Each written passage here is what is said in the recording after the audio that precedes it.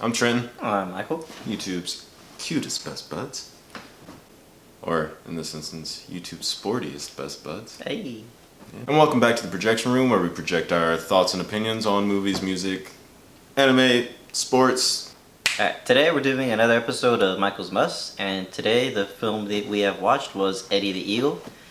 Eddie the Eagle is a different type of Michael's Must video because this is a movie that I have already seen, but Trent hasn't seen this movie, and I really do, I love this movie. It's one of my favorite movies of all time, and I can't believe Trent never watched it. It was honestly a really good movie.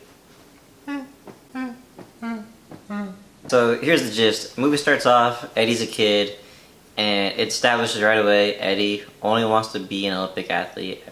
That's all he wants to do. And he's training his entire life to become an Olympic athlete. Yeah. And then Eddie realizes really quick he sucks ass at all sports. And then he's like, I'm not going to join the Summer Olympics. There's no way I'll be good enough. I'm going to do Winter Olympics. And he's constantly reminded by everyone around him, like, besides his mom. His mom's like his number one fan, aside from... So Eddie's just struggling. He decides, I'm going to be a Winter Olympic athlete. And then he learns how to ski. And he's actually kind of good at it. He earns a couple medals. He comes in, he places in some events. And he is good enough to actually be on the British Olympic ski team. Yeah. But then the British Olympic officials, whatever, decide that they don't want Eddie representing their country because Eddie's a bit of a goofball. He looks funny, he acts funny, he's a funny guy. He looks an awful lot like Bubbles from Trailer Park Boys.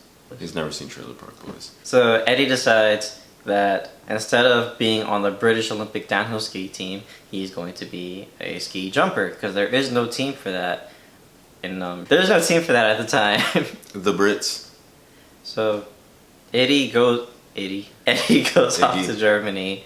He meets Hugh Jackman, a former Olympic athlete for the American downhill, American ski jump team. Eddie starts working on his ski jumps over in Germany, and Hugh Jackman's like, dude, you're gonna kill yourself doing this. I'm gonna teach you how to do it halfway right.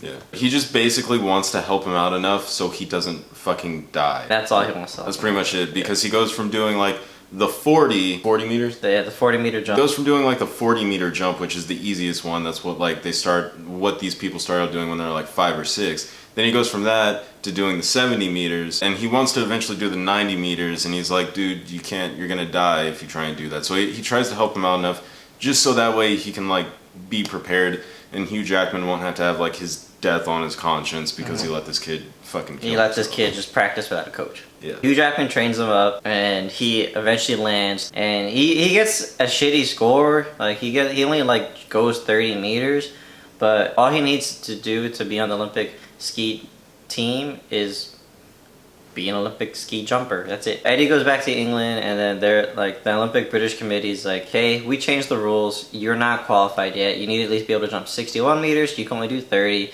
So sad. See you next time, kid. He gets back out there. He goes back. He calls up Hugh Jackman and is like, hey, they changed it on me, but I'm gonna do this still. Do you want to do it with me? And Hugh Jackman's like, sure. Dick move. Hugh Jackman's like, sure. Get some money. Get some transportation. We'll go on the European circuit together, and we're gonna train you in between each of the events. And hopefully by the end of it, you're good enough to qualify for the British Olympic ski jumping team. Yeah, and also at this point, I feel like we should have mentioned by now that Hugh Jackman's character, he's an alcoholic. He used to do this back in the day. He was far better than Eddie. He's one of the greats. He had what Eddie doesn't have, which is talent. But he lacked what Eddie has, which is heart. Eddie has a ton of heart, no talent. Hugh Jackman, back in his day, he had a ton of talent and no heart. And so now that he's kind of failed and had fallen out of it because he didn't have any heart to keep up with it, he's just an old alcoholic, and he doesn't really want any part of it. But of course, because Eddie has so much heart, he's really hard-headed. A young milkaholic. Yeah, a young milkaholic. He drinks an awful lot of milk, very strong bones. He kind of pulls Hugh Jackman back into it because he's just so fucking persistent. It's like a two-part epoxy, like a glue. They hold each other together. Yeah, their arcs kind of complement each other, which I thought was really nice, and it kind of made this organic bond between the two. It was really cool. Their relationship was very natural. Yeah, that was probably my favorite part of the movie, was just scenes between them together, just small moments. I thought were really well done. Eddie goes on the European circuit. He's practicing. He's doing his events. And at the last day of the European circuit, this is his last chance to qualify. He's still not quite good enough yet.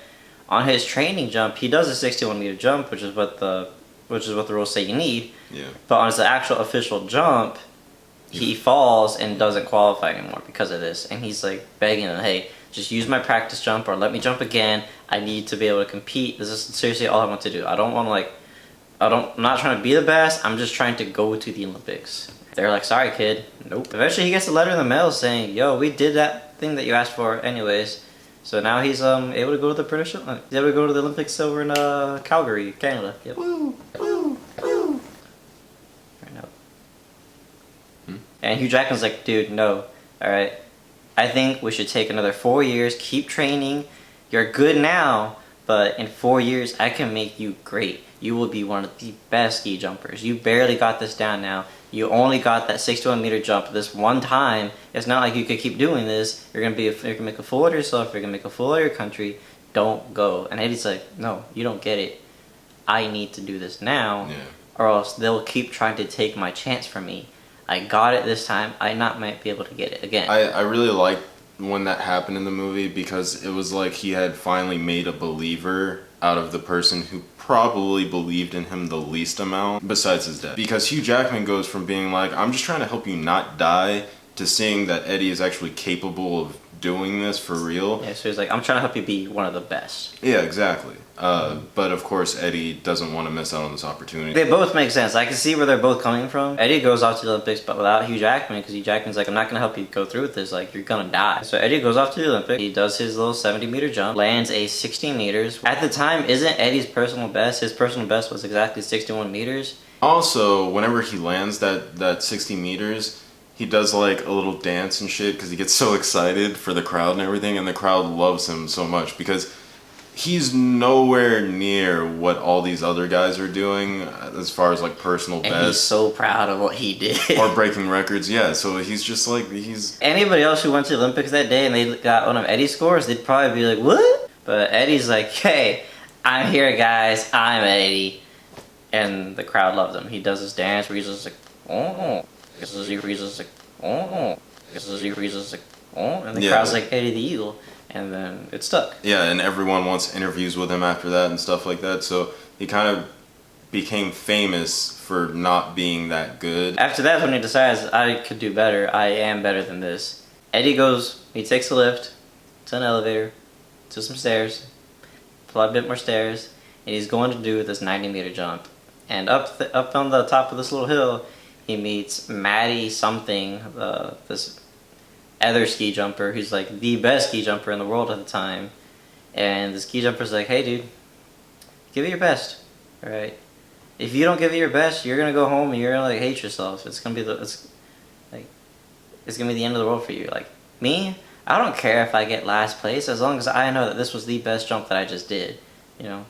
And that really spoke to Eddie. He goes, he does his jump. You can't just say he does his jump. This is the most intense scene in the movie. He takes a lift to take an elevator to take the stairs to the top of this 90-meter jump. That's how high it is. He gets up there and is just building and building and building and building, and then he gets up there and he freezes, and of course he's just like too scared to actually make the jump.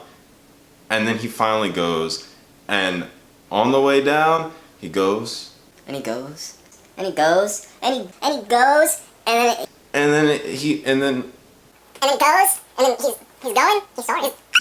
he's going. He's soaring. He isn't doing that. He's the eagle. He's Eddie the Eagle. He's going, and then he went and He lands. He lands it, but He starts to fall. He's on his back. But he's going, and like his legs, he lands on his legs, but then like the upper part of his body starts like leaning back, like his back is touching the ground while he's going downhill on skis. Then he has to like lift himself up with nothing but pure like haunches That's like and abs. That's like straight core, right?